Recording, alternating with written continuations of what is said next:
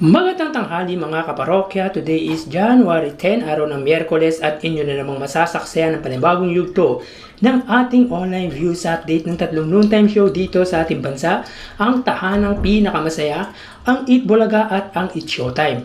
At bago natin simulan ay hinihiling ko na pakisubscribe ang aking YouTube channel, pakiclick ang bell notification icon para lagi kayong updated sa mga bagong video na ilalabas ko. So mga kaparokya, tila hindi na uubusan ng issue ang Tape Incorporated. Kasi bukod sa alam naman natin na yung sigalot sa pamunuan ng Tape Incorporated at ng Tito Vic at Joey, pati na rin yung EB Happy na nakaregister kay Echo Kalingal, ngayon ay may isa na namang issue na kumakalat patungkol naman sa di umano'y pagkopya ng logo ng tahanang pinakamasaya sa isang page na Biyahe-Len. Itong page na to ay created noong March 20, 2023. So mag-iisang taon na. Ang pinifeature nito ay yung iba't ibang lugar sa probinsya ng Quezon. At kung mapapansin nyo, mga kaparokya, ay tila may similarity po yung logo ng tahanang pinakamasaya at logo ng Biyahe-Len. Kung susuriin mabuti ay tila kopyang-kopya nito ang logo na kinonceptualize ng page na Biyahe-Len.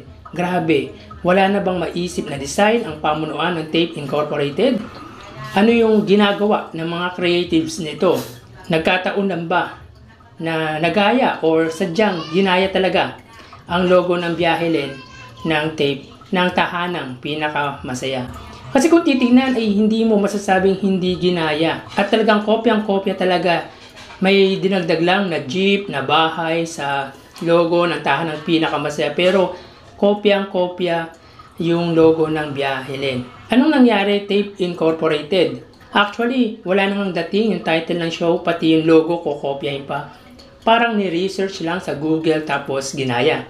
Unlike sa Eat Bulaga, talagang pinag-isipan or pinag-iisipan talaga yung mga gagawin, segment at mga logo. Tulad ng Eat na malaking letra na may bilog na parang sa logo ng TV5.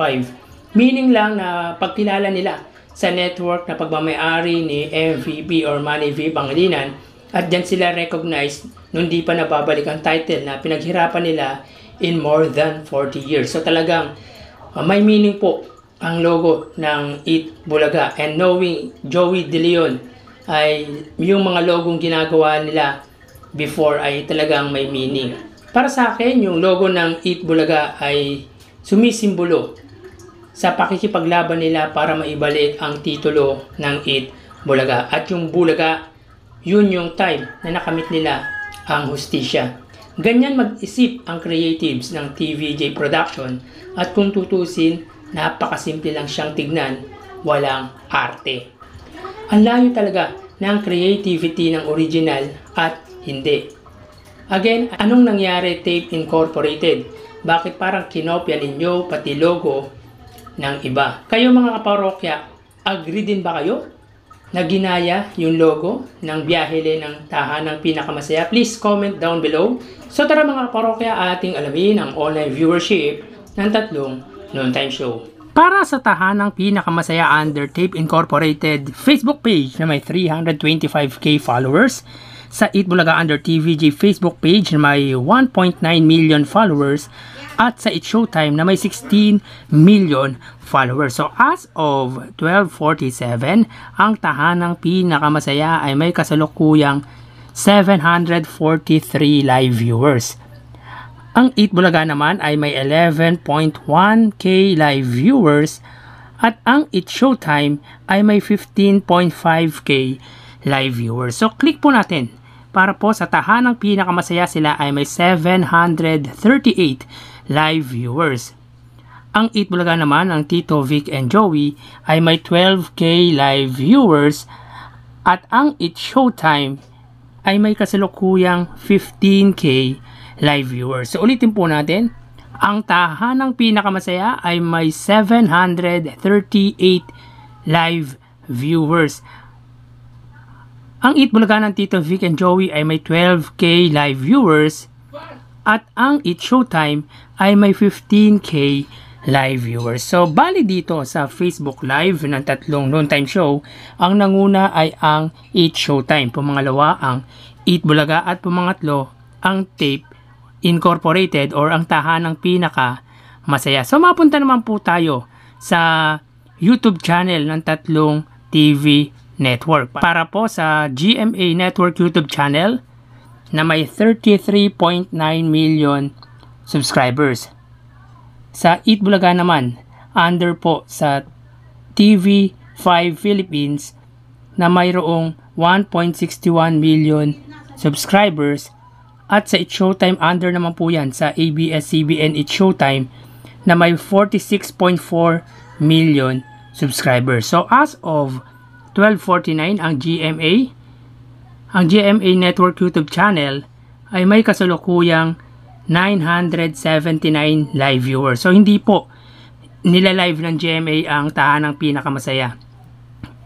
Ang TV5 naman po ay may kasalukuyang 60k live viewers, at ang It's Showtime under ABS-CBN Entertainment ay may 86k live viewers. So ulitin po natin, as of 12:49 ang GMA po ay may 980 live viewers. Ang TV5 ay may 60k live viewers, at ang ABS-CBN ay may 86k live viewers. So bali dito sa TV network, ang nanguna ay ang ABS-CBN, pumangalawa ang TV5, at pumangatlo ang Tape Incorporated. Mapunta naman po tayo sa main YouTube channel ng tatlong noontime show. So para po sa Eat Bulaga, under po yan sa may TVJ YouTube channel na may 785k subscribers. Sa It's Showtime naman under ABS-CBN It's Showtime na mayroong 1.96 million subscribers. So as of 12:50 ang Eat Bulaga ay may 44k live viewers. Ang It's Showtime naman ay mayroong 50k live viewers. So ulitin po natin, as of 12:51 ang Eat Bulaga ay may 44k live viewers. Ang It's Showtime naman ay may 50k live viewers. So bali dito sa main YouTube channel ng dalawang noontime show, ang Eat Bulaga at It's Showtime, ang nanguna ay ang It's Showtime.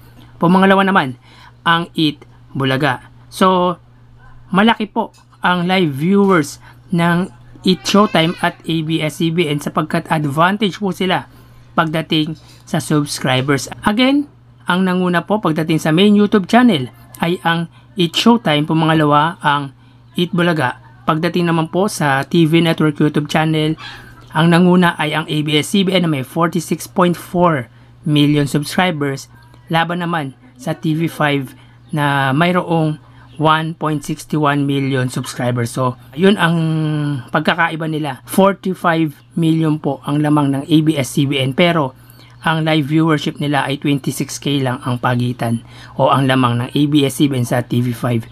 So, yan po ang lumalabas sa kanilang online viewership as of 12:52, at mamaya magbabalik po tayo sa ikalawang yugto ng ating online views update ng tatlong noontime show dito sa ating bansa. Magpapaalam po muna ako pansamantala. Magsikain at mag-ingat. Thank you and God bless.